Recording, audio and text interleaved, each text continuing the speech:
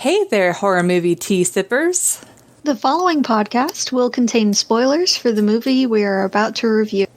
If you have not seen the movie and do not wish to have anything ruined prematurely, then please do not continue to listen until after you have seen the movie. And welcome to the Horror Movie Tea Podcast.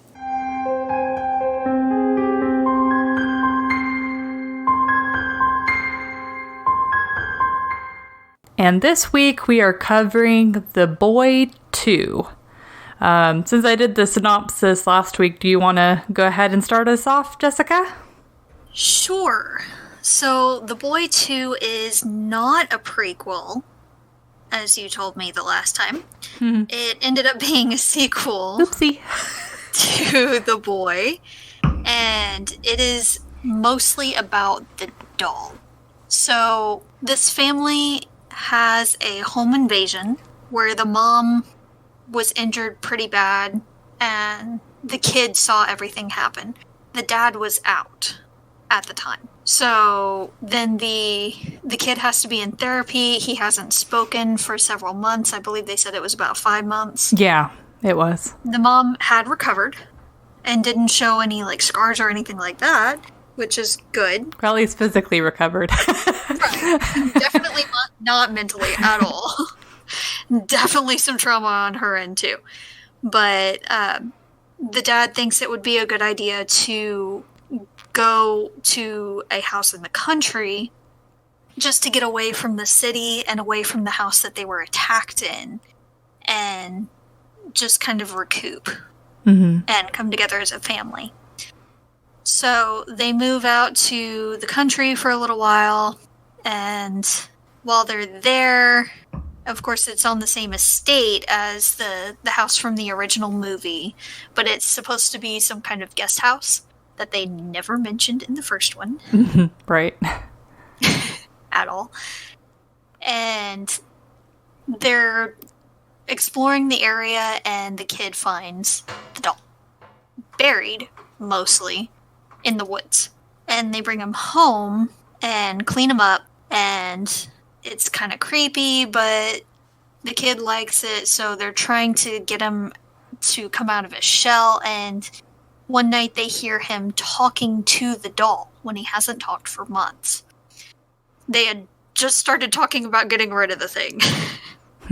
So now they're all about the doll. But it still kind of creeps him out, and weird things start happening. So they start thinking that maybe it's not a good idea, that maybe he's projecting and shifting blame onto the doll for the weird things happening, and that it really is the kid. And they keep threatening to get rid of the doll, and then worse things happen. And eventually it's just the doll is trying to take over the kid, and they end up getting rid of the doll. Yep. That's about it. It's haunted doll. Yeah. Yep. Well, before we get too much further, let's announce what tea we're drinking. I am drinking the Celestial Celestial Seasons Lemon Zinger Tea. Ooh, that's a good one. Mm-hmm. I do like that one. I am drinking, I believe it's a Kroger brand. It's Select or something like that. Premium Select, I believe. Green loose leaf tea with jasmine. Oh, nice. And a little bit of sugar. Because why not? Yep. So for entertainment, what would you rate this movie? I have 2 different ratings. Oh? Yes. If we are basing it as an actual continuation of the first movie, then I give it probably a 4. Mainly because of some inconsistencies and a little bit of frustration. Yeah. Why not stay consistent? And there were some missed opportunities if you're going to make it an actual sequel. Yeah. They could have done a few things and made it even creepier. Now, if it's a standalone movie, and we ignore the first movie altogether, which is kind of hard to do because they did make a lot of references to that movie. And they call it The Boy, too. Yeah. But as a standalone movie, if we ignore the first movie entirely, I'd give it probably a 6. It was entertaining, and there were several creepy points, and there were some subtle creepy things that happened that I enjoyed. Mm-hmm. But they're just, you know me and the inconsistencies. I just get so hung up on it. Yeah, no, it was really frustrating. Yeah. And then the end, guys. And I'm sure we'll expand on this later, guys, but you know, in the first movie when the abusive ex-boyfriend smashes the doll and there's nothing there, like its head is in hundreds of pieces. It's basically dust.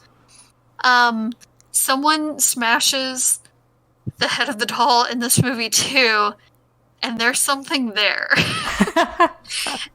And we couldn't take it seriously for the rest of the movie. It had teeth in its fucking eye socket. Like, who does that? I mean, it was gross, and I feel like they were just trying to make something as creepy as they could. But gross isn't creepy. But it would have been creepier if it just rose up on its own with that little sliver of head left. Yeah, with a third of its face left. Yeah, would have been creepier. We were laughing. Yeah. Oh my god. Well, okay, so we'll expand on it after I explain my rating. Yeah. All right. So taking into account that it is supposed to be a sequel, I'm going to be more brutal than you. I'm going to say a 3. And it is because of all the inconsistencies. Like, it completely ruined the movie, because if it was a standalone movie and it wasn't trying to connect at all to the original, I would say it would probably be a 7 for me. Because it did remind me of Dead Silence and, like, the creepiness factor. Mm-hmm. But I was just so focused on, how does this make sense? I don't get it. That it just... Yeah, it took all of the scare. And it was kind of a more predictable movie, which is why I wouldn't have rated it higher. It was, but I will say it did earn a point or two back from me for answering just a couple of things from the previous movie. Mm. I did appreciate that they at least tried to answer some of the things that we had asked. But then they made more questions. They did. And again, that would be part of the inconsistencies. Mm-hmm. It was an attempt at an explanation. Was that Navi? Mm-hmm. I touched her. Welcome our guest speaker, Navi, again, guys. Yeah, I touched her, and she's like, hey.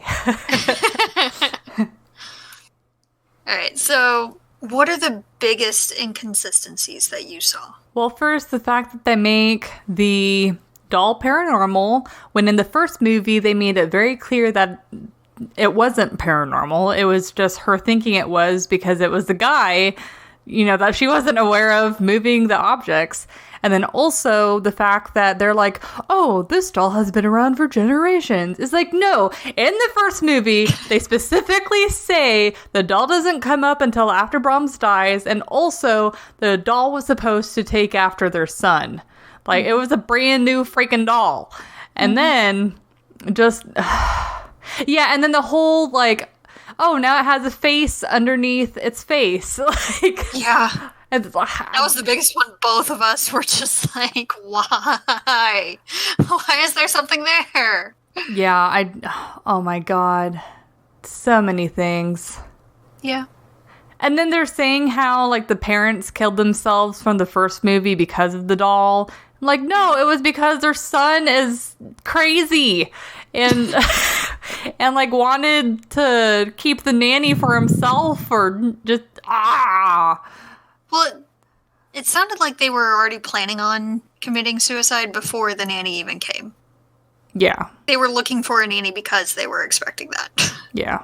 True. But I don't know. Another inconsistency with the doll with the first one is the kid's name was Brahms. And that's why they called the doll Brahms. Yeah. So if the doll's name was always Brahms, did they just name the kid Brahms out of coincidence? I know! It's like complete bullshit. Like, oh. Like, I don't understand. Like, if it's going to be a reboot or a redo, fine. Or if it's going to be a standalone movie, make it a standalone movie. But I feel like they were almost trying to... They got so much pushback from the twist in the first movie that they were almost trying to do like a redo on it. It's like, oh, we're just kidding. It is paranormal. It's like, no, stick to your guns. Don't pussy out. Just fucking stick with it.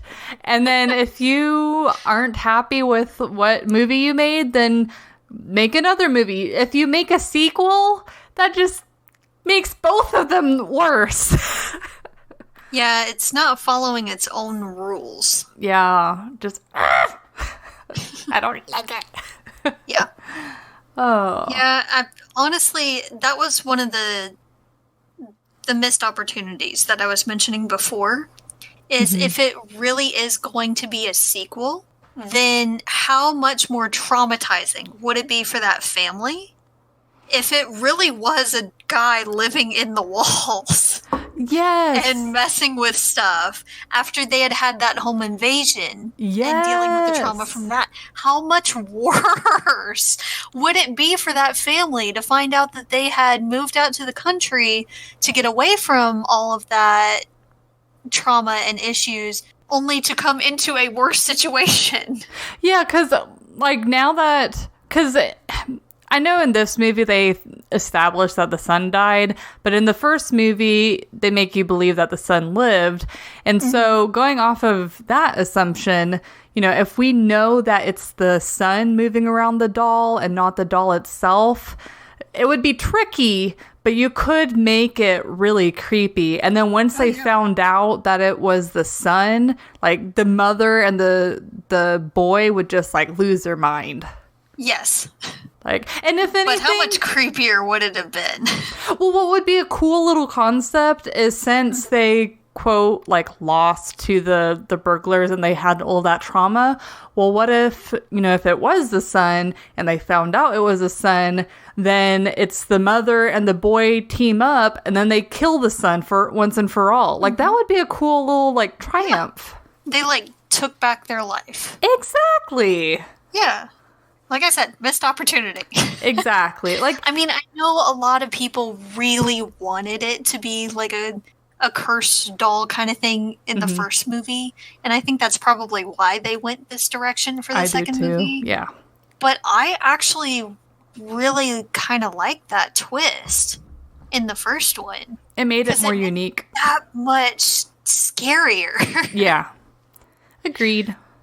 I mean, it's a creepy doll in and of itself. You don't have to make it paranormal. Well, plus, like, I almost wonder if they were going to go with the original concept of Brahms still being alive, because there really was no point in them showing the burglar scene. Yeah. Like, they were explaining that that's why the kid doesn't talk, but it just... Well, that also explains why they went to the country. Is they were trying to get away from that situation. Yeah, but it's like you could have come up with another situation that was... Yeah, it just... It's just so literally any other excuse. Yeah, they literally put the burglars in there as like a jump scare tactic. Yeah. But, I did... Rah. Yeah. But they also could have used that. Again, they could have used that scene as kind of a setup for later. Yeah, as a pivotal moment for them to grow. And how you could see the silhouette of the dude through the stairs. Yeah. That was freaking creepy. Yeah. So to be able to see something similar to that as real life Brahms, like he never died, that would have been a really good just continuation of it. Yeah. Because even though they, quote, defeated the doll, I mean, it's like there's not really... The only thing that's different at the end of the movie is the doll is gone. but the mother and kid are still traumatized. Yeah. If anything, they're even more traumatized because they found out that the doll is alive. Yeah. There's no resolution there. It's like, give them some character growth. And it makes it seem like they didn't win at all, because it seems like the ritual or whatever of the doll and the kid becoming one or whatever. Yep. The kid actually being possessed. It looks like it succeeds. Yeah. Because he goes to, at the very, very end, when the parents say goodnight and leave the room, the kid gets up, goes to the closet, and pulls out the mask. Yeah. That the dude was wearing in the first movie. Which, I don't know how the parents didn't realize that the kid brought the thing back with him. Yeah. But okay. And he puts it on and says, "Good night, Brahms. I think we're going to be happy here if they can learn to follow the rules." So it makes it seem like he's just going to be a serial killer going forward. Yeah, it's like, it's okay to have a good resolve in a horror movie. It doesn't have to leave on a cliffhanger. You can end it on a creepy note, but not a cliffhanger. Like, those are two different things. Yeah. I feel like the first Conjuring movie did it really well. Yes. There was resolution, but at the very end, there's that music box. Mm-hmm. That makes the It leaves you unsettled. It's that mirror that moves around. It's very unsettling, and you keep expecting something to show up in that mirror, and it never does. Yep. Agreed. That's how you do it. So just focus on something kind of creepy, like the house or something. Have us expect us to see something in the window, or literally anything than what they did. Yeah. Yep. The movie itself was pretty decent. It had a lot of inconsistencies, but it was still entertaining up until about that point. Well, I don't know if you paid attention, but I did enjoy the cinematography. Like, it was very purposeful and knew what it was doing. It really was, and the acting was fine. Like, the only fault that I found really was the storyline itself and how they were trying to connect it with the first movie. Like, if they weren't trying to connect it with the first movie, it would have been a pretty good movie, I'd say. One that people would remember and watch every Halloween or whatever. But nope, because of what they did, it's pretty forgettable. And again, I don't mind that it called to the last movie, but at least be consistent. Yeah, it's a fact. I felt like they were trying to make puzzle pieces fit that didn't really fit together. And like saying that the doll had been around for generations. It's like, if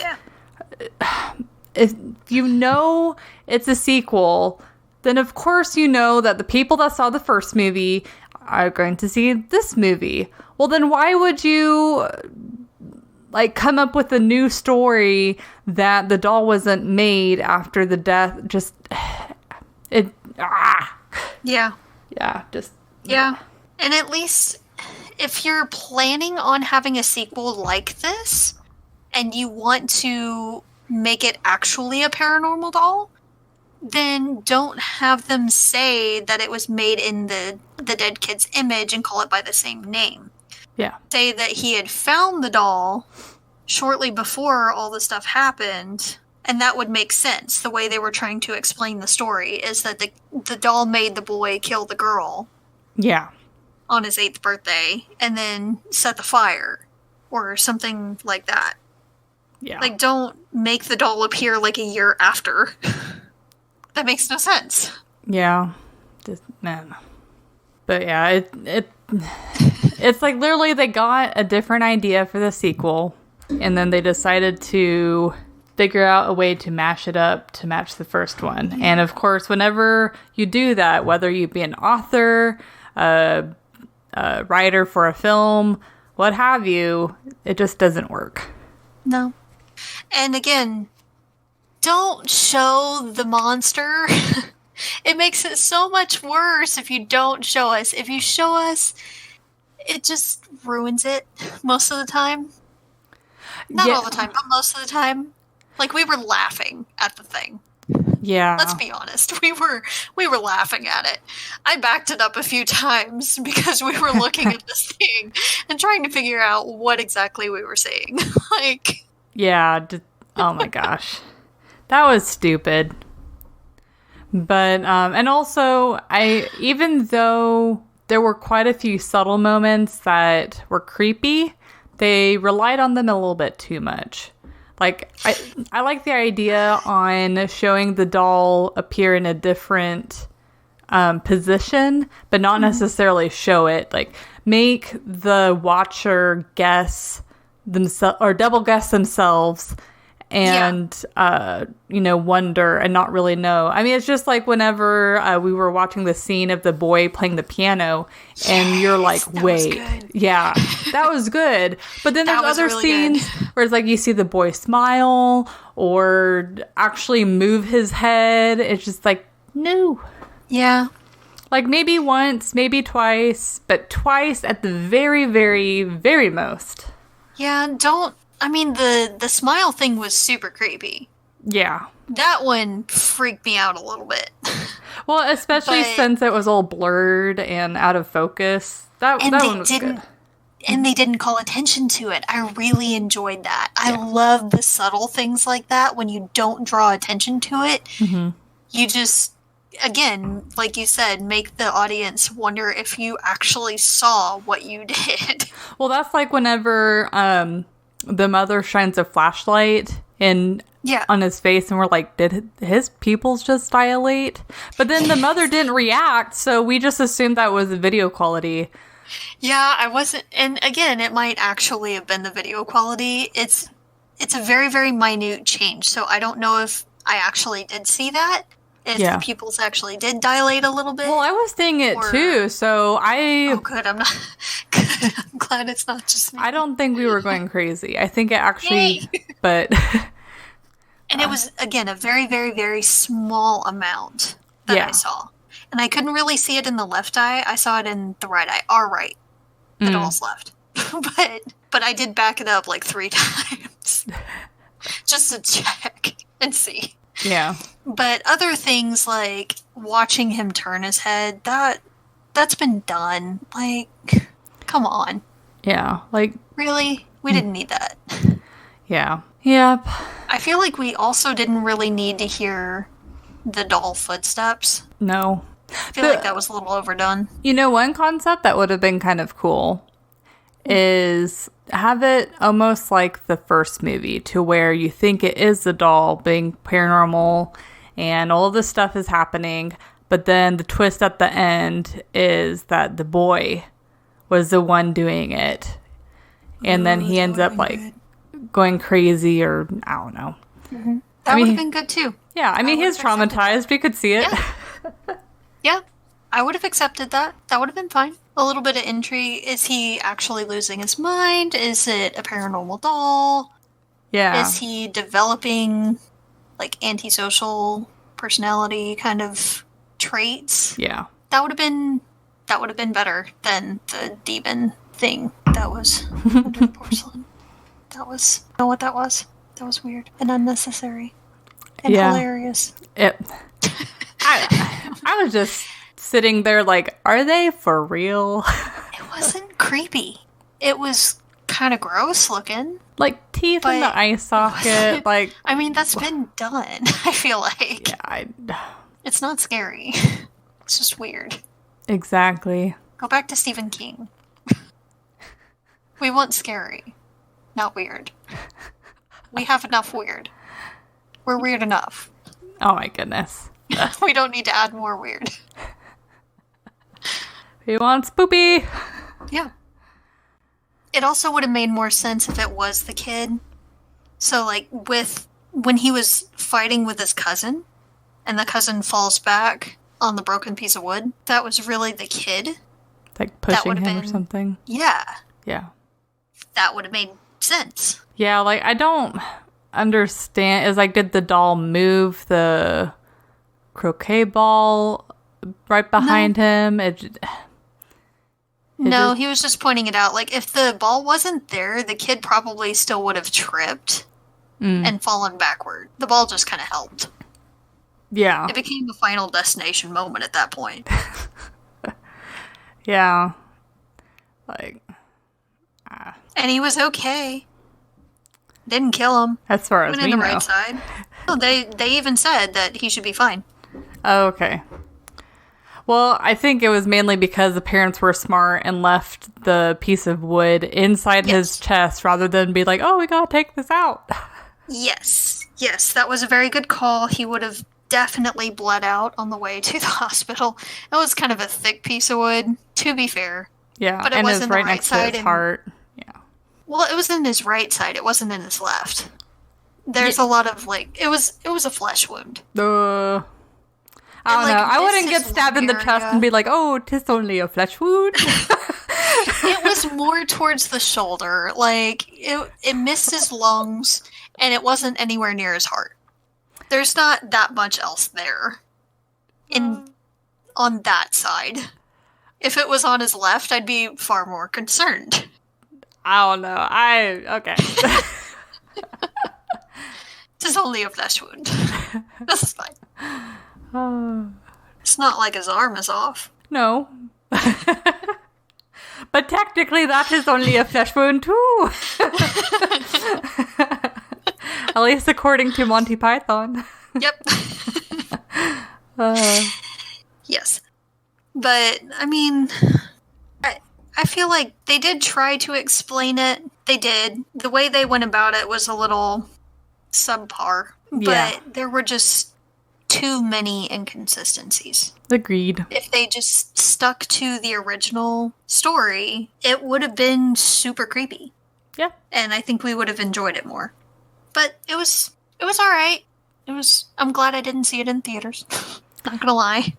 Yeah. Like, it's not like I Worth a had watch. high hopes for the movie, but like we've said before, if it was a standalone movie, actually would have been pretty decent. Yeah. I mean, it's, like I said, it's worth a watch. I'm glad I didn't see it in theaters.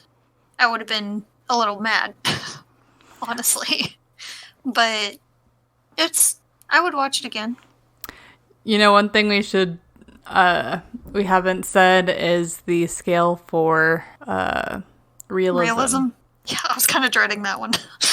Well, like, the doll itself, like, we'll just assume that having a paranormal doll is possible. As far as everything else goes, like, reactions, things like that, I'd say like a 6.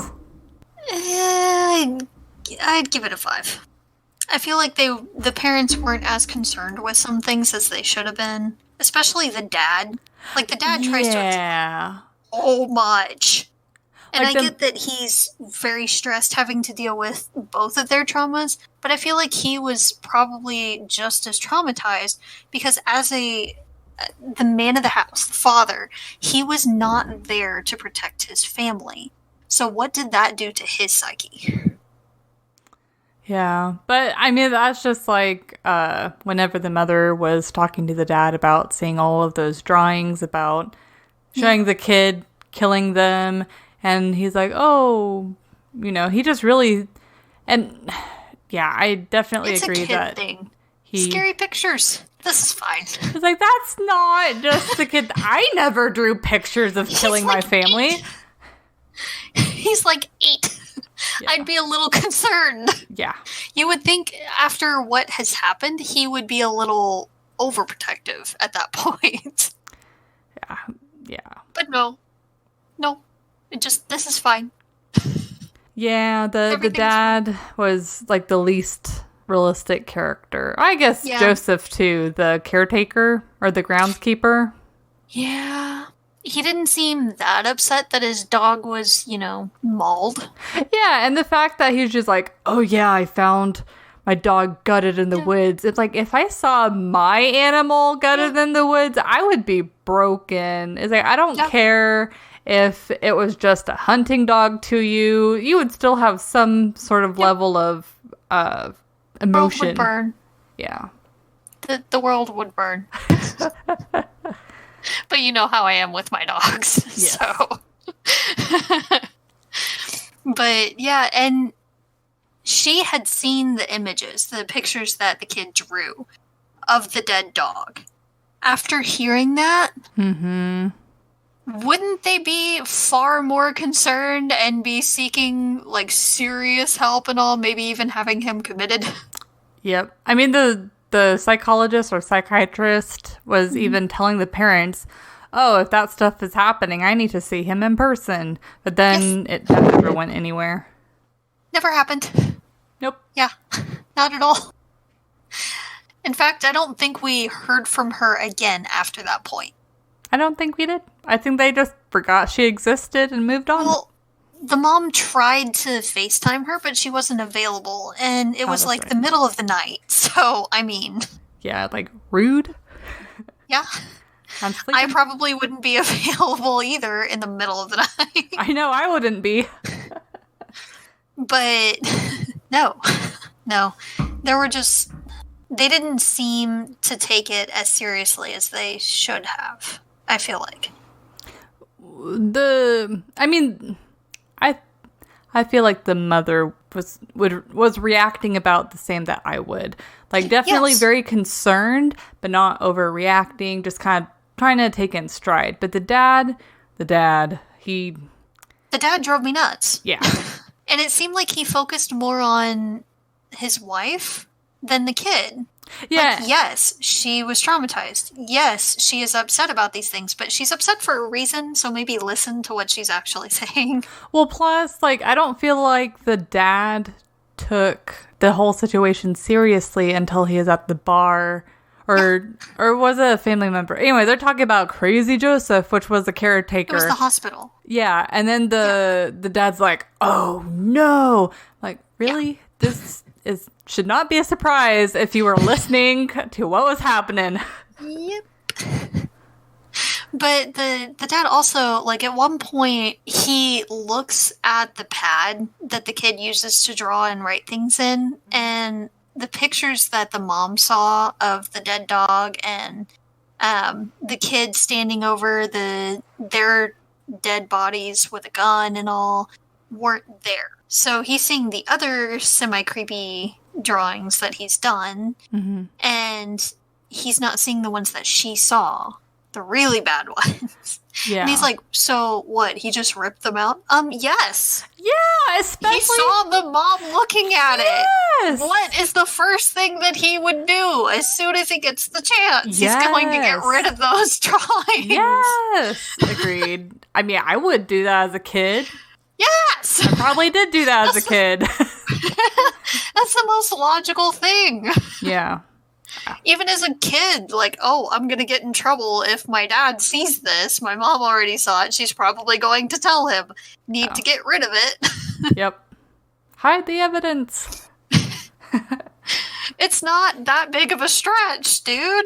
No, it's like... I just want to take a notebook and rip a page out and be like, see how easy that was? It's really totally possible. It's actually highly probable that that's what he did. Yeah. Like, what the hell? And also, she thinks at first that it's the kid that turns over the table and everything and makes that much destruction in an instant. Did she think it was a kid? I don't think... I'm sorry. But that table is way too heavy. I don't remember her accusing the kid, though. I don't. I think that's when she started to think it was the doll. Maybe. But the dad, again, didn't seem to take it that seriously. Like, he's like, it definitely wasn't the kid. Why did you do this? Which I can kind of sort of get his point. Like, there are two other people in the house. He knows he didn't do it. The kid, there's no way he's going to lift that table. But that table looked fairly freaking sturdy. Do you really think the wife was able to gather enough strength to do that in an instant as well? Yeah. Because I feel like that's a nope. No, it was a pretty heavy-duty table. It was... Yeah. That thing... I could easily see it weighing at least 150 pounds. Those were some thick pieces of wood. Thick thighs for a table. It was thick.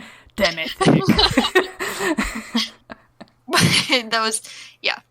I just feel like his are probably the least believable reactions. Yep. I agree. But I feel like the parenting was a little bit off. And again, that doll would have been gone. Yeah. Just, you found this in the woods? Oh, guess it needs to stay there. Preferably with some salt and kerosene. Yeah. Yep. I'd say that's pretty reasonable. That is a nope doll. Yeah. Yep. Well. So.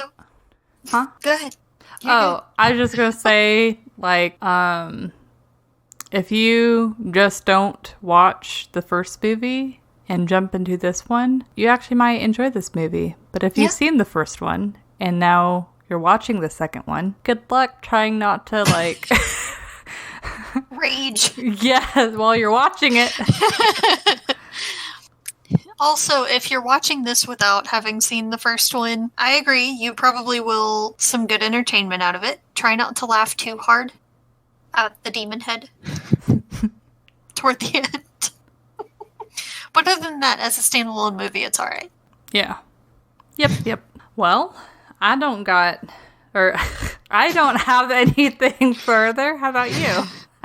You can words. I feel the Southern coming out in me. And then plus, like, being home so long, just, yep. I'm forgetting how to communicate. So what did you guys think of this movie? Are there better sequels out there for other scary movies? I know I can name a couple. Yes. But what are your favorite sequels? Yes. Favorite sequels. And then maybe sometime we'll do favorite prequels. That would be interesting. Yeah. There are a couple of good ones. Yeah. So let us know of any other movies that you want us to watch and review or tear down. And what are your favorite sequels or prequels and series in general for scary movies? Yes. Stay safe and stay spooky. Bye, guys. Bye.